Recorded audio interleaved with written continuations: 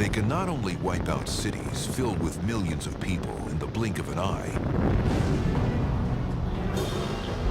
but can lay waste to entire continents, planets, and even rip galaxies apart. The universe is filled with tremendously violent explosions and blasts and events. The calm serenity of life on Earth is, to some degree, the exception, not the norm. And whether they're massive collisions or explosions of entire stars, they all have important elements in common. Really, another way to say explosion or blast is just a big liberation of energy all at once. When you liberate a lot of energy in something that already has structure, you tend to demolish the structure, so it seems very destructive. But the laws of nature will take energy and reconstruct it into some other form. In 1994, more than 20 pieces of the Shoemaker-Levy 9 comet pummeled Jupiter.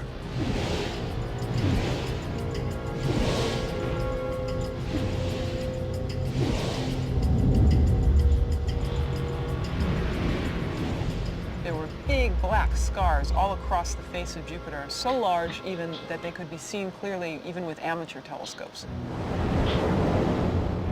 The largest comet fragment was more than a mile wide, and the force of its impact was equal to 6 million megatons of TNT. That's about 100 times or more of the entire nuclear arsenal of the world. So if you took every bomb in every corner on Earth and exploded it in one big explosion, you wouldn't even begin to touch the power of this fragment colliding into Jupiter.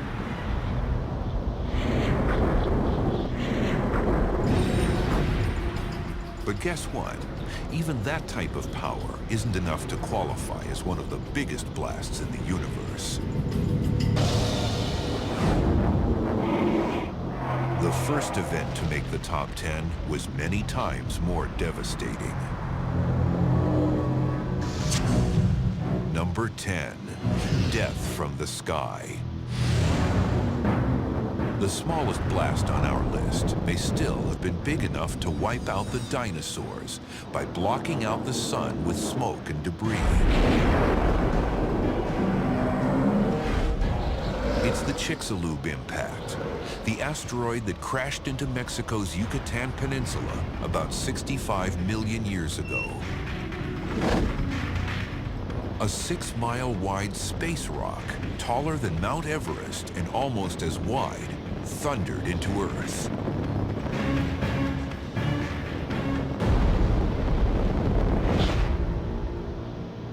So I'm sitting in front of the meteor crater in Arizona, and this is about 3/4 of a mile wide. So if we were to drive across this at about 55 or 60 miles per hour, it would take like a minute. Well, the crater created by the asteroid that impacted the Yucatan Peninsula, it would take over 2 hours to drive it at about the same speed. So you can imagine how much larger that crater is than this one behind me. The 112-mile diameter crater is big enough to fit New York City, Philadelphia, and everything in between inside. If it struck today, about 12 million people would be killed instantly, not to mention the damage and casualties that would spread beyond the crater. That's because the energy in every blast is released in several ways, such as light during the blinding flash of the impact, and heat, capable of spreading wildfires across much of the globe. But with collisions, most of the devastation comes from the energy of motion, known as kinetic energy, which creates the crater and the flying debris.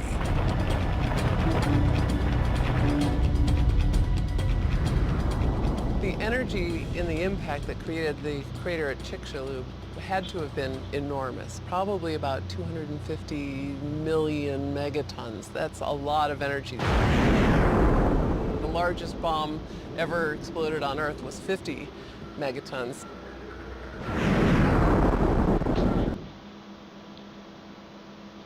So that compared to 250 million gives you a sense. It was also about 40 times greater than the energy released by the largest Shoemaker-Levy 9 comet fragment to hit Jupiter. And figuring out the kinetic energy released in a huge asteroid impact is all a matter of plugging some very big numbers into a simple equation. The key thing to keep in mind when considering the energy in these kinds of collisions is that the formula for what's called the kinetic energy, the energy of motion, is a half mv squared. The mass, and then the square of the velocities.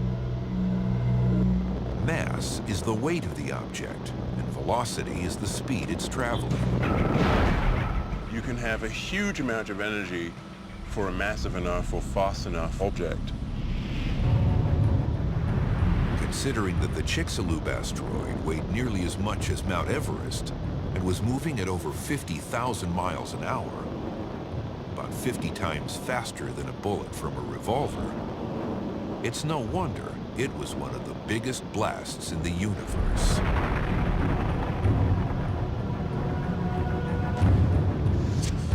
But what about its effect on the structure of the entire planet? An explosives expert places a small charge just under the skin of a watermelon to simulate the type of energy released when this asteroid slammed into Earth.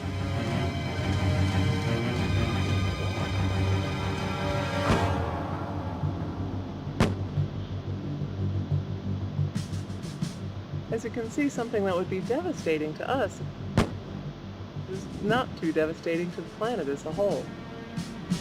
So there's still plenty of room for the blasts to get bigger. Number 9, Martian impact. Luckily, Mars, and not Earth, was the target of an asteroid 200 times larger than the one that slammed into the Yucatan Peninsula. The asteroid that impacted Mars about 3.9 billion years ago was 1,200 miles wide. Now, that's about the size of Pluto. And if you imagine most of the continental US, from Denver to the Florida Panhandle and Chicago down to the south of Texas, huge. And that's just the size of the asteroid. The crater, known as the Borealis Basin, is another story. The hole covers about 40% of the planet.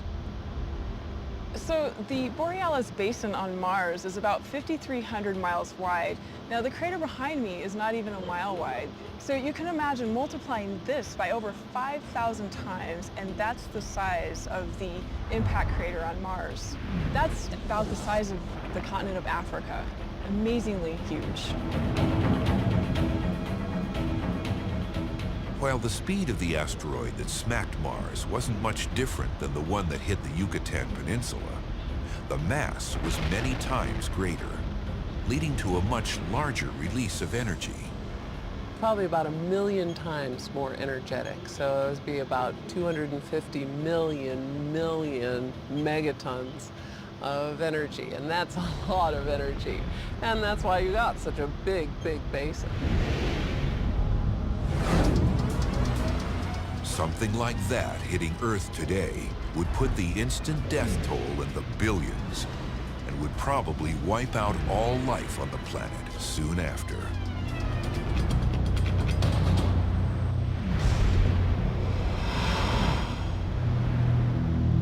But the next blast did blow an even bigger chunk of crust off our planet, luckily before life even existed here.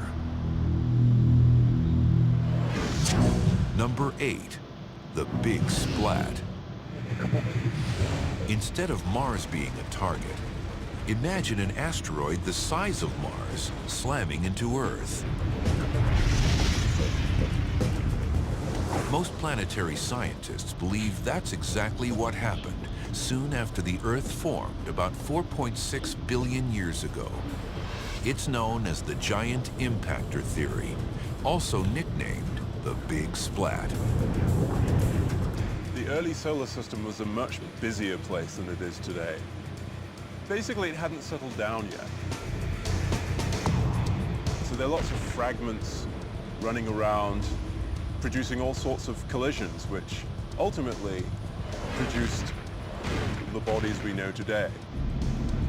Earth was still a molten wasteland, devoid of life back then, which is a good thing, since the force of that collision would have ended life in its tracks.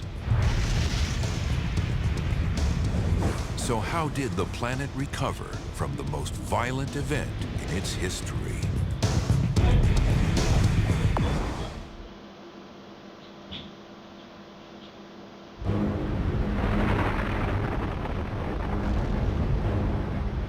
Many of the biggest blasts in the universe are caused by comets and asteroids slamming into planets. These impacts can unleash hundreds of times more energy than the entire nuclear arsenal on Earth.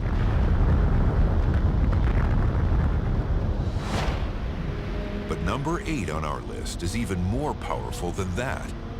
A blast caused by a rock the size of a planet slamming into Earth. It actually happened soon after the Earth had formed, about 4.6 billion years ago, when an object the size of Mars, sometimes known as Theia, slammed into our world with catastrophic effects.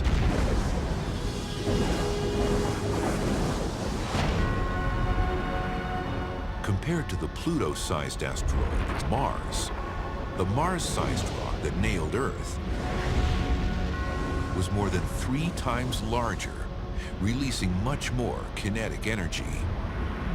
The Theia impactor that knocked off the crust of Earth was probably about 10 times more powerful than the Borealis Basin impactor. But this incredibly destructive force also had some very important benefits. So when Theia impacted the Earth, it happened probably at a glancing blow. And in doing so, the iron cores of the two planets actually melded together and formed a larger iron core and a larger Earth. Now, Theia's mantle probably got completely blown off in this impact because it's a little smaller than Earth, and some of the Earth's mantle got blown off. So you have all this mantle debris floating around, orbiting, and it actually coalesced to form the moon. The moon stabilized Earth's axis, preventing it from tilting wildly, which keeps Earth's climate steady. It also slowed Earth's rotation over time to the 24-hour days we have now. Once again, to simulate the power of this blast, an explosives expert places a charge on a melon representing Earth. Could this be the one that blows the melon away?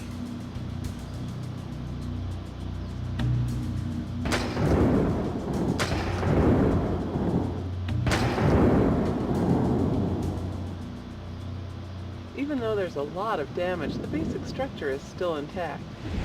With the heat of the impact, the Earth and the debris were both molten. And that molten state is the reason why the impact didn't leave a massive crater behind. The molten Earth reformed as a sphere and eventually cooled. So is there any kind of impact that can turn a planet into dust? Number 7, when worlds collide. Deep in space, 2 planets, one the size of Venus, the other Earth, are on a collision course. They're rocky planets, possibly even harboring life. Something in their solar system has pulled them out of their regular orbits, and instead of a glancing blow, they smash together in a head-on collision. Anyone standing on those planets would have witnessed a terrifying event. You can imagine if you had a direct view of the planet moving toward us, that means the sky would quickly fill completely with this planet about to impact, and then it would be over like that. It would be such a rapid extinction of life that you probably wouldn't have time to think about it.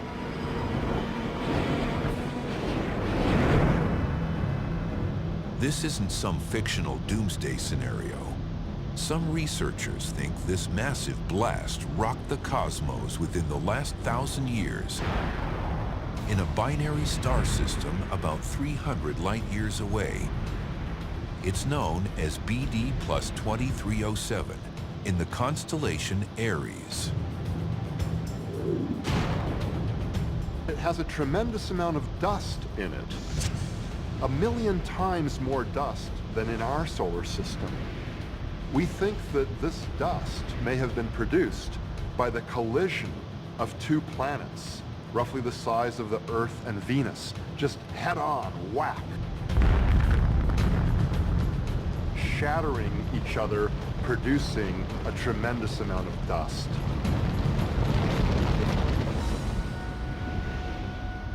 It takes enormous amounts of energy for two planets to pulverize each other into dust.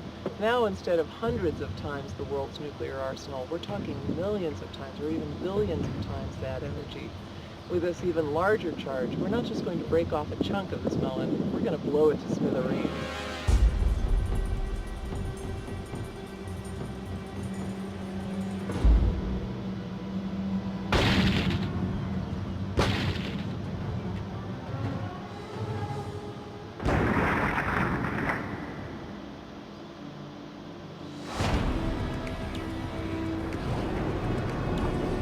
But as terrifying and destructive as planetary collisions can be, they're still much smaller than the different types of blasts that come from stars.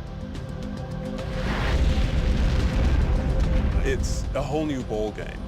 The main reason is that there's a lot more mass in a star than any planet-sized object. And then there are all kinds of mechanisms that can take place involving nuclear fusion or various processes that involve gravitational collapse, which can drive a lot of energy as well.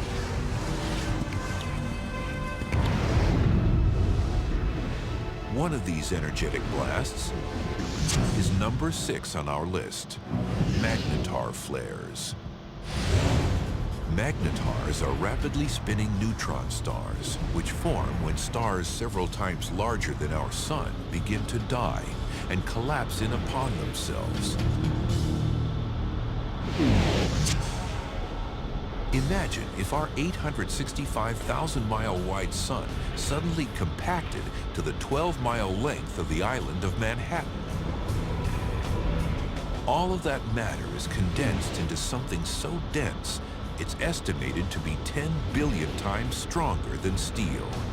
To give you an idea of how incredibly dense neutron star material is, if this cap was filled with neutron star stuff, it would weigh 100 billion tons on Earth. More than this hill, as much as an entire mountain.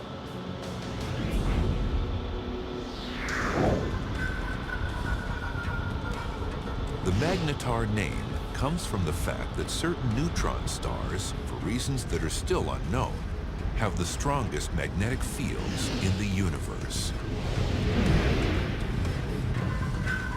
The magnetic field of a magnetar is exceptionally strong. It can be 1,000 trillion times as strong as Earth's magnetic field. That's fantastic.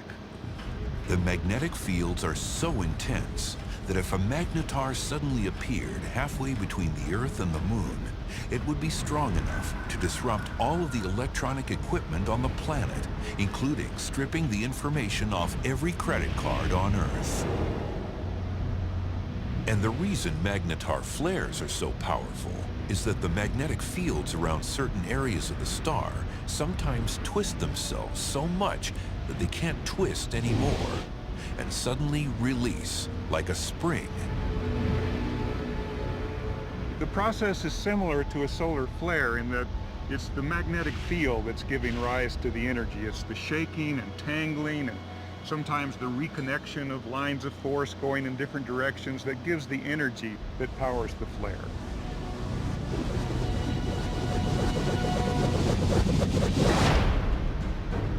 But unlike planetary collisions, where kinetic energy dominates, magnetar flares shoot out most of their energy as electromagnetic radiation. In other words, light. And one magnetar flare in particular was strong enough to blind satellites orbiting Earth from 50,000 light years away.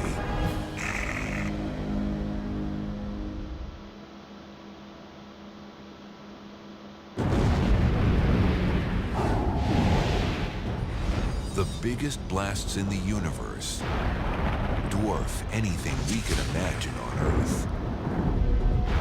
We're already billions of times beyond the entire nuclear arsenal of the world.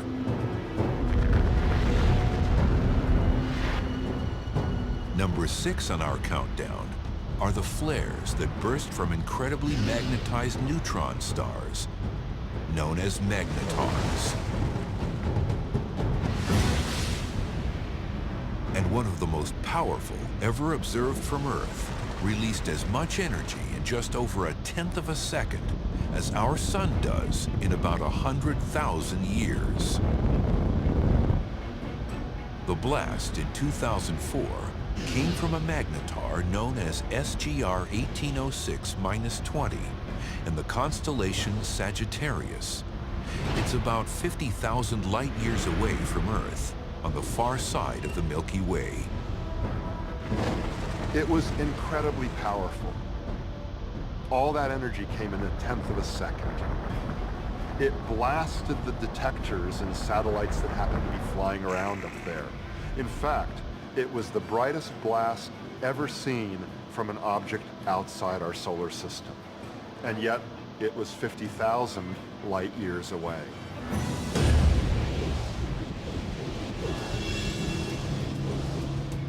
But what does brightness have to do with the power of a blast? So I'm standing in a dark room here, and now I'm going to turn on a light bulb. How bright that light bulb appears to me depends on 2 factors. It depends on how intrinsically powerful or luminous the light bulb is, its wattage, how much energy it puts out per second, and it also depends on the distance of the light bulb from me. When I'm close to the light bulb, I see that the light bulb is bright. If I move a factor of 2 farther away, then in fact it looks a factor of 4 fainter. That's the inverse square law of light. The power of the light bulb has remained the same, but by being twice as far away, I get only 1/4 of the light reaching my face and my eyes. Astronomers measure the apparent brightness of the star or the explosion. They figure out its distance through some other technique, and from those 2 variables, they figure out the power or the luminosity of the source. That light is released not just in visible wavelengths, but across the electromagnetic spectrum. And anytime researchers detect gamma rays, like they do in magnetar flares, they know it must be a big blast. Gamma rays are a type of light, but a much more energetic light than we see with our eyes.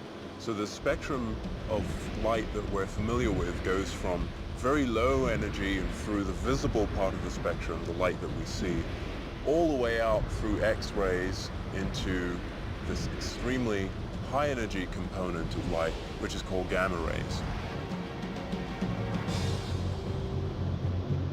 Even a 1/10 of a second short gamma ray flare, like SGR 1806-20, would still be able to fry the Earth with radiation from many light years away, as long as the full force of the flare was aimed at Earth. But not all of the biggest blasts in the universe are over in a fraction of a second. Number 5, the 100-million-year blast.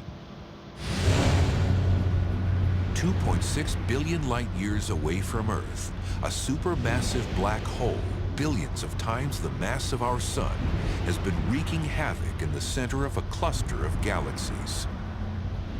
Known as MSA 735, it's been shooting out two continuous jets of particles in opposite directions. Scientists believe the jets have been raging for the past 100 million years, punching two huge bubbles into the surrounding galaxies. MSO 735 really is the prototypical example of a black hole blowing bubbles. What we're seeing here is giant cavities being evacuated by these powerful jets. They transport vast sums of energy down from the black hole out to huge distances, maybe about 1 million light years or so. 1 million light years is 10 times wider than our Milky Way galaxy, which means these jets are powerful enough to create two very big bubbles. The total energy within these two bubbles is stupendous, far exceeding any other amount of concentrated energy that we know of in the universe. However, it must be remembered that the energy was released over 100 million years. That means that per unit of time, the total amount of energy released wasn't all that big. Still, the jets are strong enough to shoot the particles out at millions of miles an hour, about a quarter of the speed of light. The jets and resulting bubbles only come from about 1% of the most massive black holes in the universe.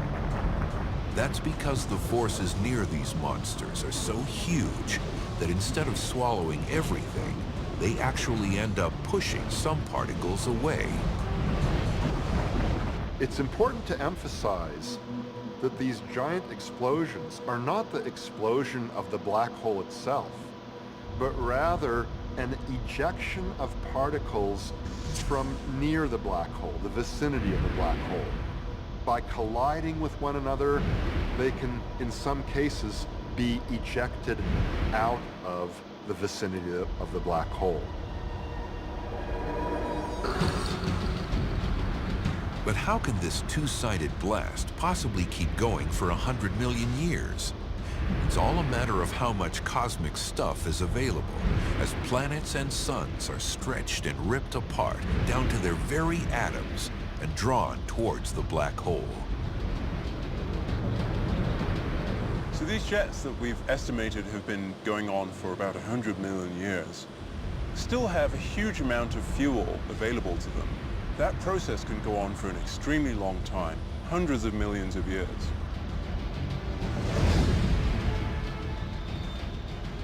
Now, imagine taking a big chunk of that energy and releasing it in less than 2 seconds. That's what researchers believe happens in blast number 4, short gamma ray bursts.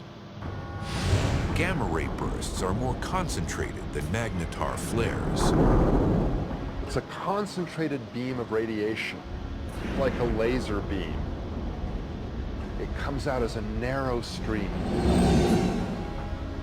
The gamma rays in the beams are also traveling much faster than the particles coming out of black hole jets. The observations show that the energy is coming out in jets, moving at very close to the speed of light, 99.9999% the speed of light.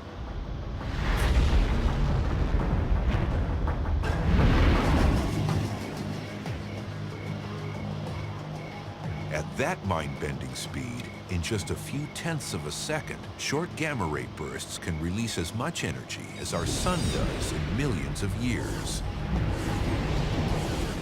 But for years, scientists couldn't figure out why some gamma ray bursts were long, lasting many seconds or even minutes, while others were usually only a fraction of a second. Then, one burst in 2005 led researchers to an exciting new theory about incredibly dense neutron stars annihilating each other.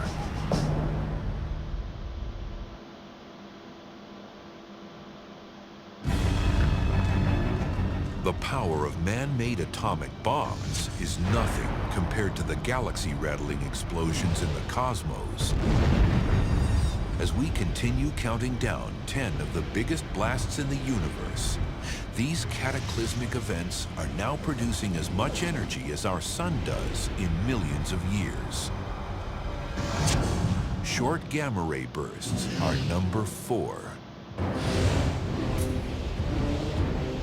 For years, scientists have been confident of the source of long gamma ray bursts, those that last over 2 seconds and sometimes erupt for many minutes. They come from galaxies with massive stars. And when certain massive stars die, they collapse and then explode, blasting out incredible amounts of energy as concentrated jets of gamma rays. But in 2005, detectors in space captured a powerful gamma ray burst that only lasted for a fraction of a second. This was very exciting because all the gamma ray bursts we'd seen before were of a different variety, longer, coming from galaxies where massive stars were dying. This was something different. It was short, and it came from a region where no massive stars existed.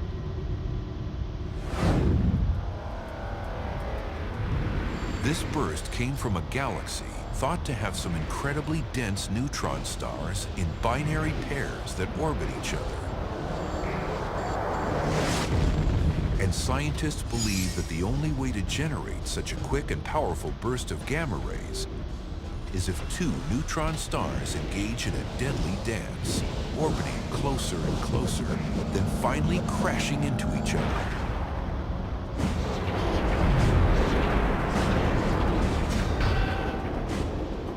This is thought to be the moment when a black hole is born.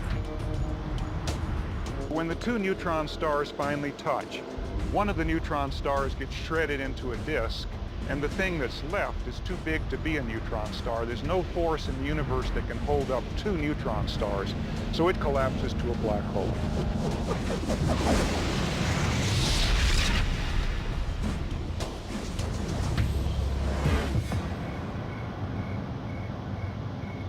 The 2005 event, known as GRB 050509b, since it was the second burst to occur on May 9th of that year, was the first short gamma ray burst whose location was pinned down. It didn't look very bright from Earth, but that's because it was an astounding 2.2 billion light years away. GRB 0509b lasted only about 40 milliseconds, but in that time, it released about as much energy as the sun will release in 100 million years.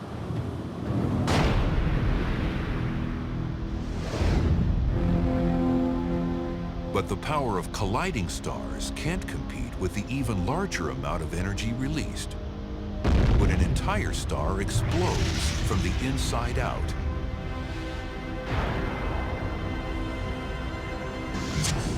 Number 3, supernovas.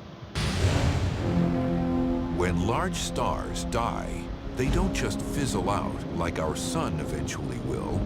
They go out with a bang.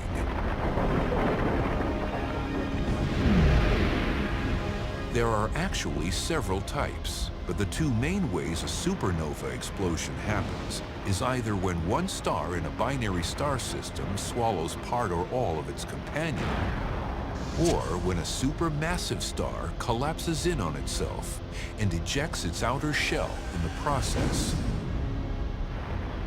Either way, a mind-boggling amount of energy is quickly released. The energy of motion, the kinetic energy of the ejected material, can equal the total amount of energy that the sun will release over its entire 10 billion year lifetime.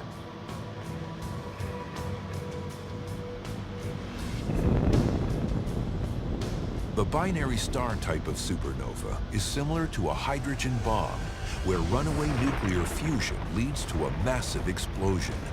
These are known as Type 1a supernovas, and in 2003, one of these blasts flooded the cosmos with more light than an entire galaxy of stars combined.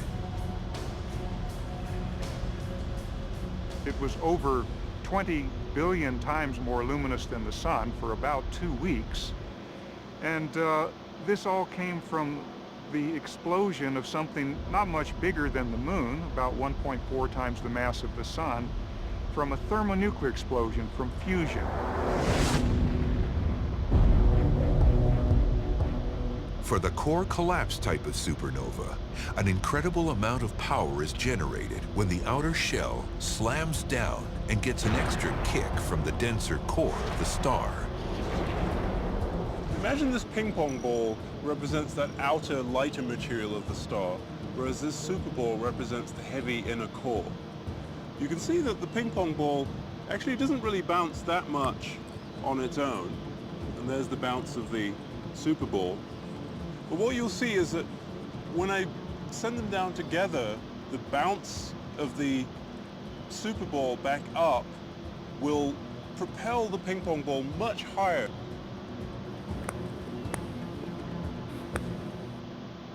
And that's very much like what happens in the supernova, where you have the heavy inner core bouncing back out and meeting that lighter material and blowing it out. In fact, one supernova explosion in 2005, known as SN 2005 AP, flashed brighter than all of the others for weeks on end. But it didn't do any damage to Earth because, luckily, it was also 4.7 billion light years away. And like many of the other blasts on the top 10 list, supernovas don't just destroy.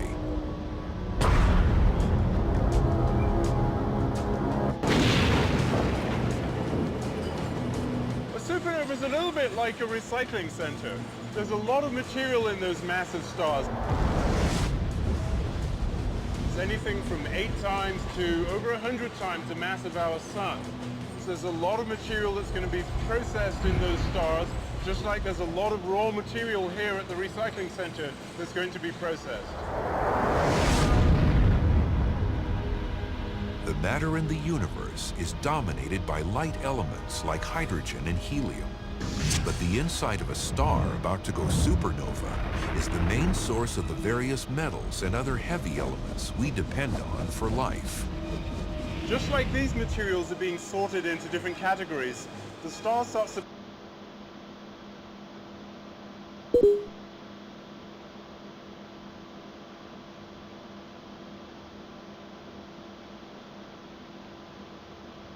process heavier and heavier elements, starting with hydrogen, then helium, making heavier and heavier elements all the way up to iron when the fusion process stops. Later on in its life, when it becomes supernova, with the aid of the compression effects in the supernova, the star will make even heavier elements. Just as these materials are now packaged and processed and ready to leave the recycling center and go out into the world to be reused, the materials that were made in those stars that were then finally cooked and blown out into the universe by the supernova process, those will be reused as well. They may be used in other stars or perhaps other planets. The materials that we're made of here on Earth, the materials even in our bodies, those heavy elements were made in supernovae.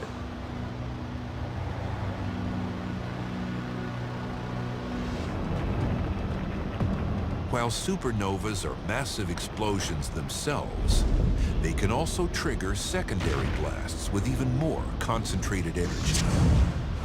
Number 2, long gamma ray bursts. The long gamma ray burst comes out of the most powerful supernova explosions.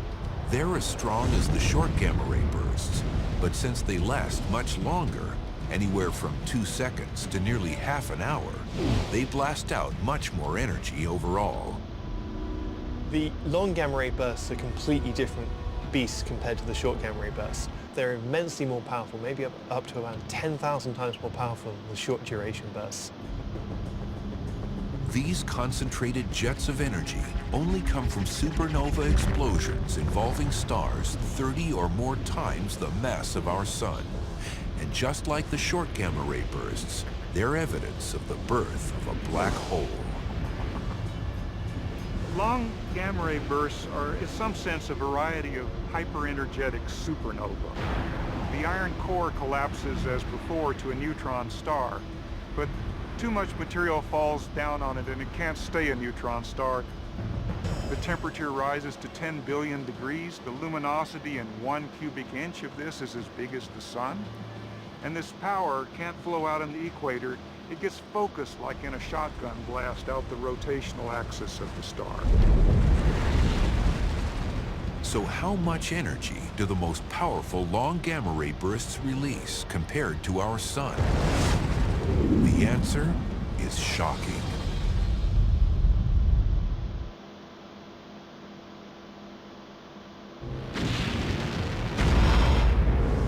We're at number 2 in our countdown of the biggest blasts in the universe, long gamma ray bursts.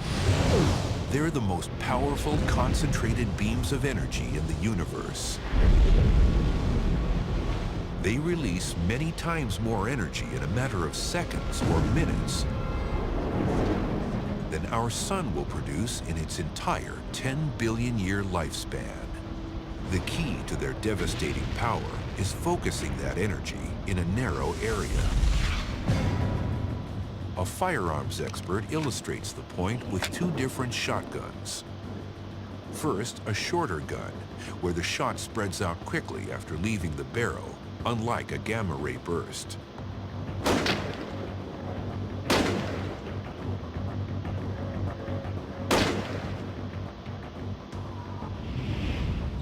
As you can see, there's some damage to the melon, but not that much because the shot was spread out and only some of it hit the target.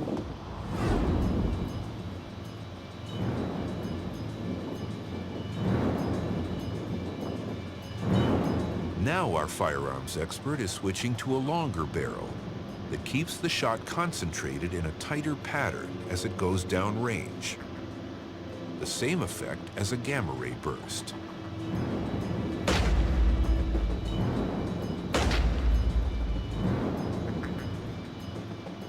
Concentrating the shot can be devastating.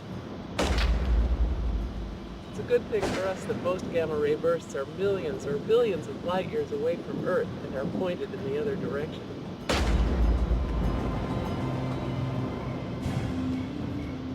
It's believed that these concentrated jets shoot out when massive stars collapse into black holes. And in 2008, scientists detected one of the strongest gamma ray bursts on record, known as GRB 080916C. It lasted an incredible 23 minutes. This GRB was one of the most exciting blasts ever seen because the total power inferred from the observed brightness and the distance of the blast exceeded that of any other known GRB up to that time.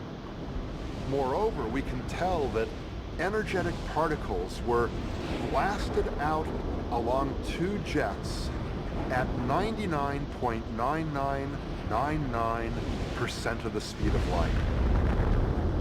GRBs are so powerful along the beam of particles and radiation that even ones that are thousands of light years away, but pointing at us, could destroy much of the life on Earth.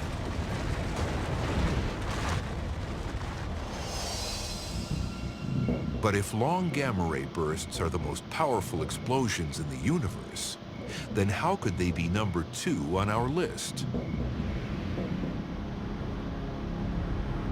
Because the top spot goes to something that didn't happen within the universe, but happened when the universe itself was formed. Number 1, the Big Bang.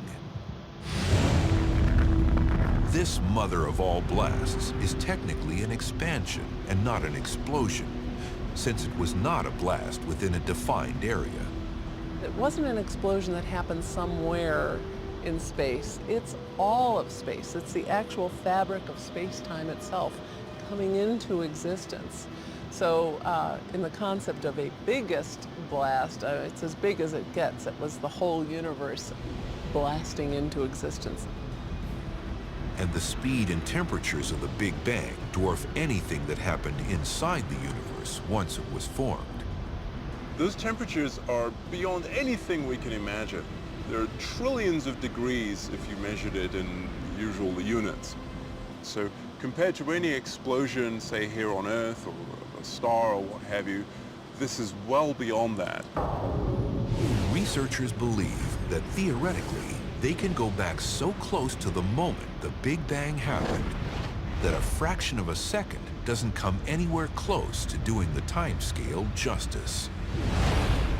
The bang of the Big Bang is a time in the early universe known as inflation.